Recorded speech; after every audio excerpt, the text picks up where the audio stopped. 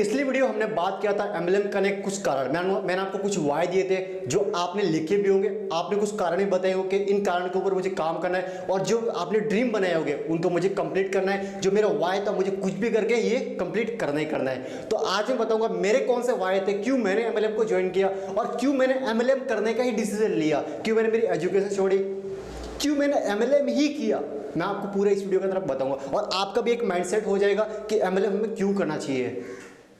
तो सबसे पहला पॉइंट, मुझे टाइम फ्रीडम चाहिए था। मैंने देखा था बहुत सारे लोग जो सालों साल हो गए काम कर रहे लेकिन उनके पास टाइम नहीं है। मैंने बोला अगर मैं भी अगर उन्हीं की तरह काम करता रहा ना तो मुझे टाइम नहीं मिलने वाला। मैं भी ज़िंदगी भर तक काम करता रहूँगा, फिर अपने बच्चों को बोलूँगा तू भी जाके काम करो। मुझे वैसा नहीं चाहिए था, मुझे टाइम फ्रीडम चाहिए था, इसलिए मैंने नेटवर्क मार्केटिंग ज्वाइन किया और काम किया।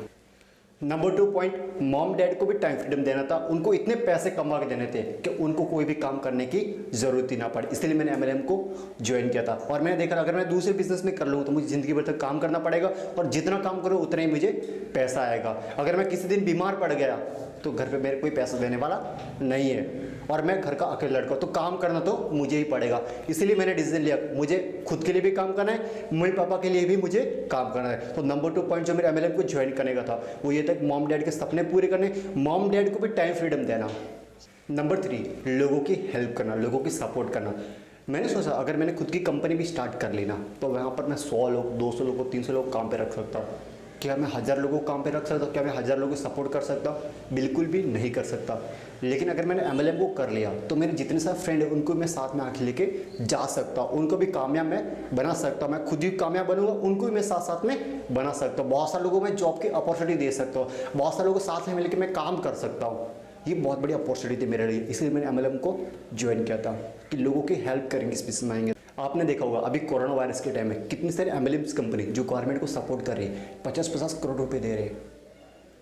किसके बदौलत? आप सब लोग बदौलत। आप लोग काम कर रहे हो, मैं काम कर रहा हूँ, हम सब लोग मिलकर काम करें, देश के लिए काम करें। और नरेंद्र मोदी जी भी बात बोलते हैं कि ना अपने देश के प्रोडक्ट अपने देश में यूज होने चाहिए। हम खुद भी यूज़ करें तो प्रोडक्ट किसके यूज़ करें?